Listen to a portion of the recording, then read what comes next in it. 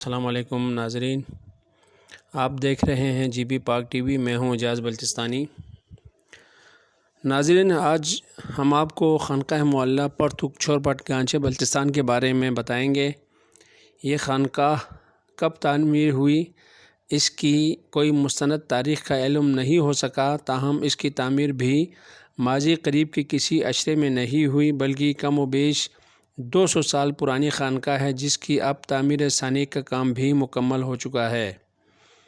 خانقاہ کی ابتدائی تعمیر 80% لکڑیوں سے کی گئی تھی، جسے مقامی بلتی زبان میں ٹھٹھل کہا جاتا ہے۔ پرانی خانقاہ میں تقریباً 250 نمازیوں کے لیے بیک وقت نماز ادا کرنے کی گنجائش موجود تھی، جبکہ محافل و مجالس کے مواقع پر تقریباً 600 افراد بیک وقت شرکت کر سکتے تھے۔ خانقاہ ایک چھوٹی سی پہاڑی پر تعمیر کی گئی تھی، اس لیے دوسری بار تعمیر و توسیع کے لیے پہاڑی پر تقریباً 15 بیرونی ستون نصب کیے گئے، اور اب ان ستونوں کی وجہ سے خانقاہ کی وسعت میں تقریباً 2 گنا اضافہ ہوا ہے۔ تعمیر نو کے بعد اب خانقاہ میں اس وقت تقریباً 500 نمازی بیک وقت نماز ادا کر سکتے ہیں، جبکہ مجالس و محافل کے دوران 1.5 سے 2000 تک لوگ بیک وقت خانقاہ میں بیٹھ سکتے ہیں۔ علاقے کی آبادی میں مسلسل اضافے کے باعث خانقاہ عبادت کے لیے چھوٹی پڑنے لگی، تو یہاں کے عوام نے اپنی مدد آپ کے تحت اپنے ہی وسائل سے تعمیر و توسیع کا کام شروع کیا، اور اس پر تقریباً 1 کروڑ روپے سے زائد کے اخراجات آئے۔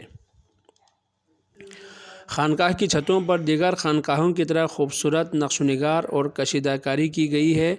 آرائش کے تمام کام مقامی ترکھانوں اور کاریگروں نے سر انجام دیے ہیں۔ یہ آرائش و زیبائش بلتستان بھر کی خانقاہوں کا ایک خاصہ ہے۔ مقامی کاریگروں نے بیت اللہ کی آرائش و زیبائش، نقش و نگاری اور کشیدہ کاری میں اپنی صلاحیتوں کا زبردست استعمال کیا ہے۔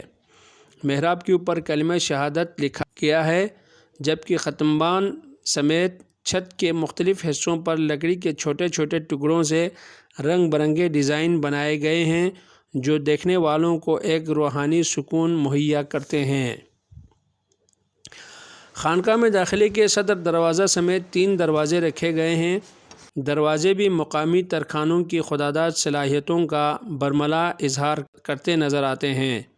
مرکزی ہال میں 8 ستون نصب کیے گئے ہیں، جبکہ دائیں بائیں چلہ خانوں اور دروازوں کے اوپر مجالس و محافل میں خواتین کے لیے باپردہ شرکت کا زبردست انتظام کیا گیا ہے۔ خانقاہ 2 منزلوں پر مشتمل ہے، تہخانہ میں سردیوں میں، جبکہ اوپر والی منزل میں گرمیوں کے دوران نمازیں اور دیگر عبادات بجا لائی جاتی ہیں۔ خانقاہ معلیٰ کی خطابت و امامت کی ذمہ داری چھوربٹ کے سادات کی ذمہ رہی ہے۔ سید جلال الدین رحمۃ اللہ علیہ بیک وقت پرتک اور مرچہ کی خانقاہوں کی ذمہ داریاں ادا کرتے رہے۔ ان کی رحلت کے بعد آپ کے فرزند سید علی الموسوی خطابت و امامت کے فرائض سر انجام دے رہے ہیں۔ تک میری علم و دانش کے مطابق اس خانقاہ کی جو پہلی تعمیر ہے، اس کے متعلق ہمیں کوئی تاریخی شواہد نہیں ہے، البتہ وہ بالکل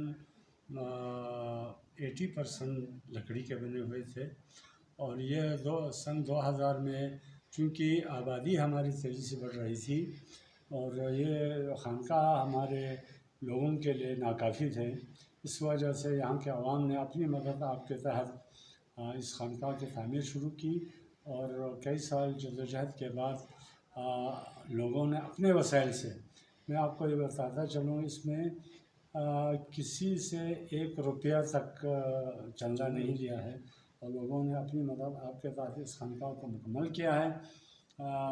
اس میں تقریباً 1 کروڑ یا اس سے زائد پیسے خرچ ہو چکے ہیں، اور یہ ابھی آپ کو سامنے گیلری نظر آ رہی ہے۔ محرم میں خواتین کے لیے گیلری بنایا گیا ہے، اور یہ خانقاہ ابھی لوگوں کے لیے موجود ہے۔ جگہ کی گنجائش کے مطابق، کیونکہ یہ کسی پہاڑ کے ایک ٹیلے پر بنا ہوا ہے، یہ 2 منزل ہے، نیچے تہخانہ ہے، اور تہخانے میں سردیوں میں انشاءاللہ जुमा की नमाज वगैरह हम तहखाने में पढ़ेंगे और ऊपर तकरीबन 500 लोगों के लिए हम गुंजाइश है जो हमने इस जगह की मुनासिबत से, क्योंकि पहला खानका इसी जगह पे थे, इससे आगे पीछे तोसी की ज़्यादा गुंजाइश नहीं थी। अलबत्ता हमने पिलर जो है वो दाएं साइड, मस्जिद के बाएं साइड पिलर कोई 10-15 पिलर्स हैं वो नस्ब किए हैं, जिसकी वजह से यहाँ 500 लोगों की नमाजी के लिए गुंजाइश है। अलबत्ता मुहर्रम के मजालिस में आप 1500-2000 के लगभग भी, क्योंकि ख़वातीन के लिए गैलरी का जगह है और मर्द हजरात इसमें आ सकते हैं। बुज़ुर्गों के जो आसार हैं उनको एक तारीख़ी हैसियत देने के लिए, तारीख़ में उनको ज़िंदा रखने के लिए हमें यानी हर तबके के लोग, उसमें दानिश्वर हजरात भी हैं, उसमें उलमाए किराम भी हैं, उसमें अवामुन्नास भी हैं, ये जो चीज़ें हमारे पास दस्तयाब हैं उनको तारीख़ में ज़िंदा रखने का खुसूसी तौर पर कदम उठाने की ज़रूरत है, ताकि इनको ना सिर्फ तारीख़ में एक हैसियत और अहमियत के साथ उनको ज़िंदा रखा जाए, बल्कि उनके नक्श कदम पे चलते हुए आइंदा अगर हम कोई खानका बनाएं, कोई मस्जिद बनाएं, तो ये जो शानदार तर्ज़ तामीर है उसको हम नस्ल नौ तक मुंतकिल कर सकें। आइंदा किसी और अच्छी वीडियो के साथ आपकी खिदमत में हाजिर होगा, तब तक के लिए इजाज़त दीजिए। अल्लाह हाफ़िज़।